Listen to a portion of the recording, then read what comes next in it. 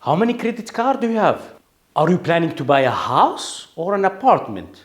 Do you have any foreign account number outside of Belgium? Hey everyone, a very quick question for you. Does this image reflect gentrification to you? And probably now you will say, well, I don't know where it is, I don't know the context of it, and you will be right. That's a very smart move.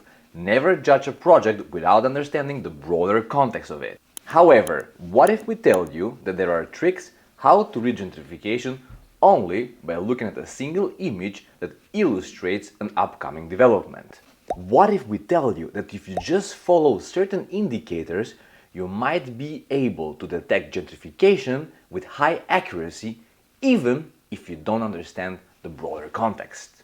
Well, that's why you're watching Stripping Architecture, and today we're going to strip architectural visualizations with the purpose of detecting gentrification. More so, by the end of this episode, we will try to give answer to the ultimate question. Is it just a little bit of gentrification actually good for the city?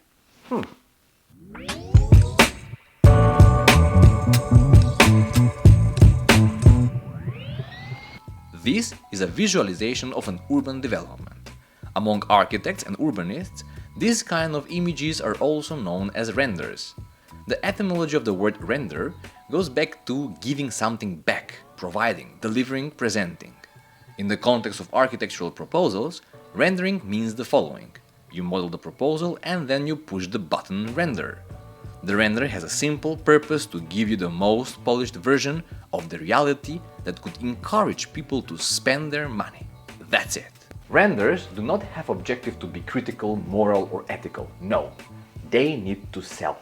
In addition to this, one render has the highest return on investment if the render is being shown to people who most likely will buy. So the render has to target those who are ready for buying.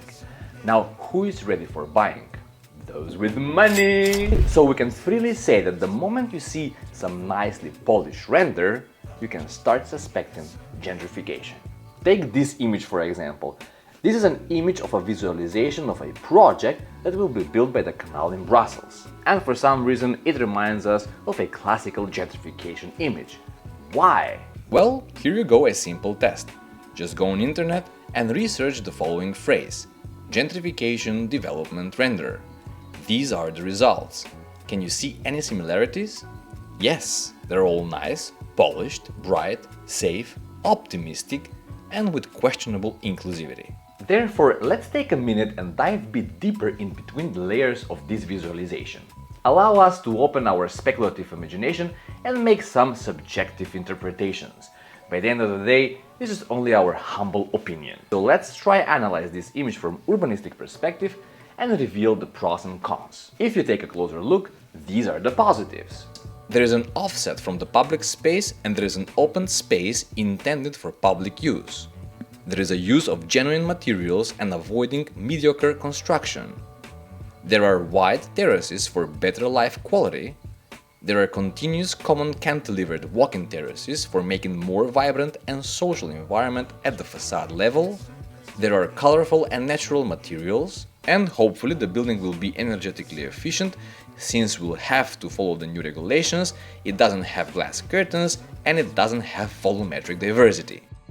Okay, this sounded good, but what about the negative sides? Very limited diversity of people shown at the open space, if we can even use the word diversity here. The dress code of the people shown is unified. The public open space will be actually used as a POPs, or privately owned public space, which always has a great potential to create segregated and not inclusive spaces.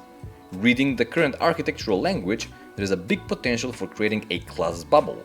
Round concrete benches are not the most comfortable for sitting nor for laying. As a matter of fact, they just encourage a short pause. Placing these benches in the center of the development with strict undiverse social control might be very awkward. The cursive writing font of the coffee bar presented resonates with the cursive writing of the titles of expensive saloons, hairdressers, back shops and banks. There is control, modest and divisional public greenery that doesn't work as permeable flooring. So following the pros and cons, we can already suspect gentrification.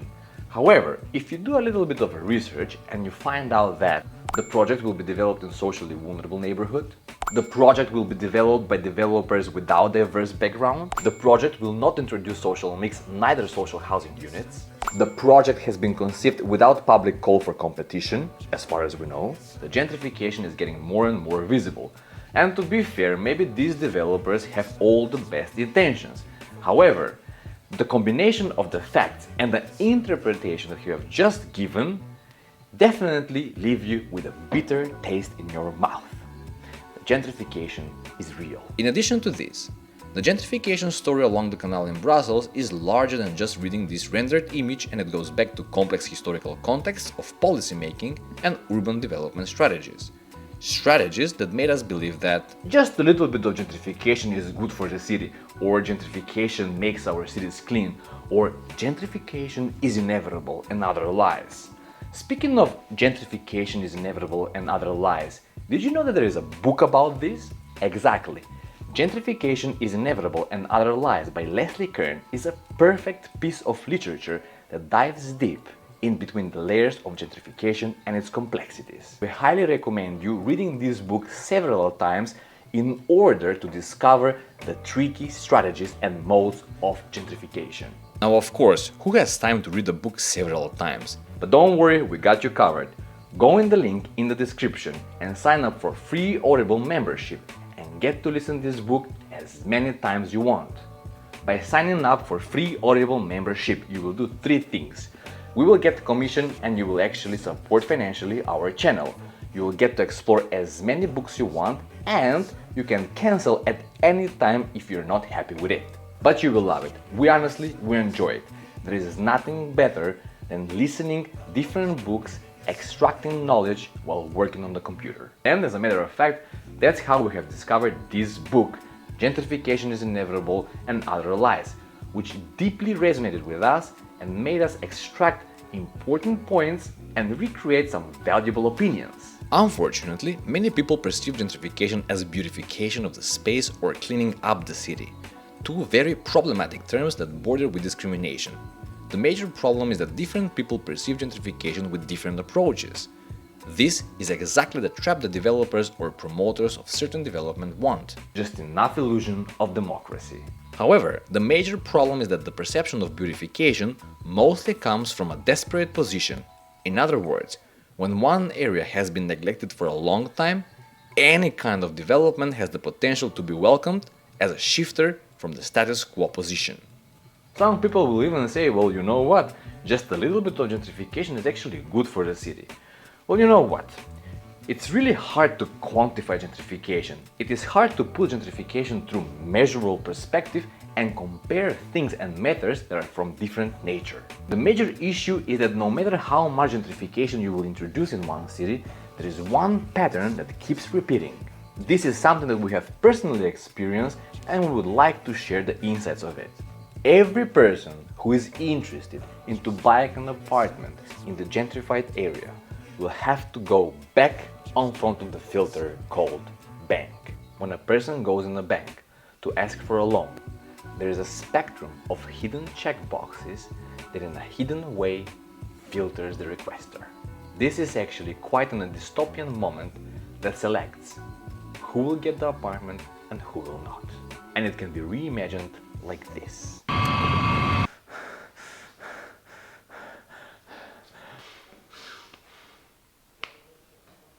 Where do you come from? Huh?